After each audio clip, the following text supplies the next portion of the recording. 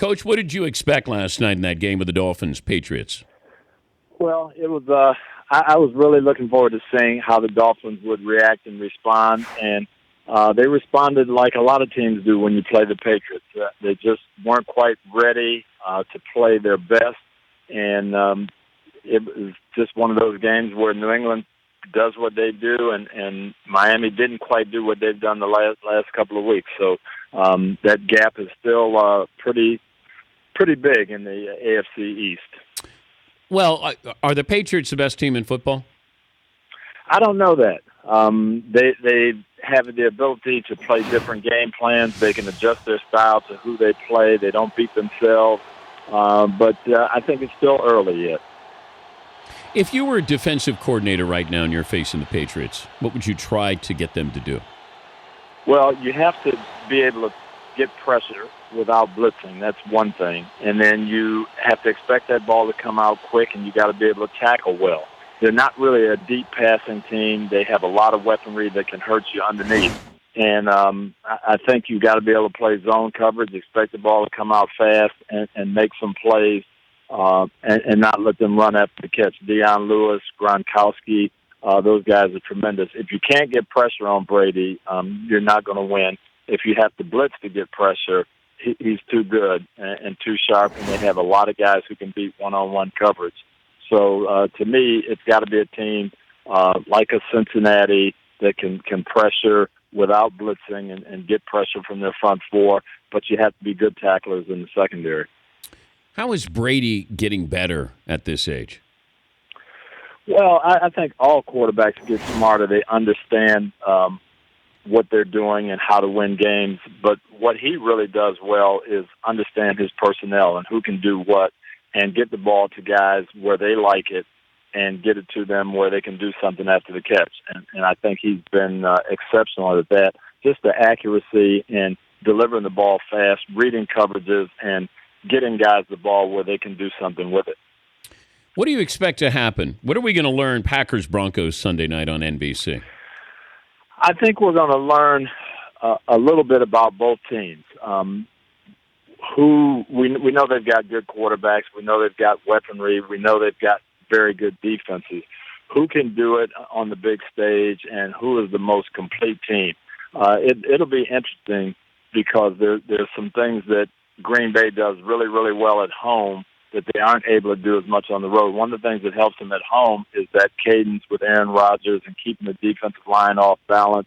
I don't know that they're going to have that advantage in the noise, so they're going to have to do some other things to slow down Denver's pass rush. We've seen the screen passing game, the running game, Aaron Rodgers being mobile. But I think we'll learn which defense is really for real in this game. We've kind of praised Denver all year. We'll see now because they're playing a balanced attack with a great quarterback. Can Peyton Manning get better during the season? I think he can. What I've seen, Dan, that has really troubled me is their timing. And I know Peyton is a creature of habit. We had a lot of those issues with new receivers that would come in, no matter how talented they were. I saw Reggie Wayne struggle for a year and a half when he first got there, even though he was a great receiver. Anthony Gonzalez had some special skills. Dallas Clark, every guy, Peyton wants to be able to read what they're doing, how they're coming out of their breaks, how they read coverages. And I think this whole offense being different, that's what I see. Just a lot of incomplete passes, a lot of balls that look off target, the back shoulder fades being just a little bit off. He's got that timing with Demaryius Thomas. He's got it with Emmanuel Sanders, but he doesn't have it with all the other guys yet. And I think that's what will come as the season progresses. Talking to Tony Dungy, Football Night in America. Sunday night, it'll be the Packers and the Broncos on NBC. When you have injured players coming out, Ben Roethlisberger coming back, Des Bryant coming back, what do you as a head coach want to know from the doctor about those guys? Or is it just, hey, passing the eye test with you?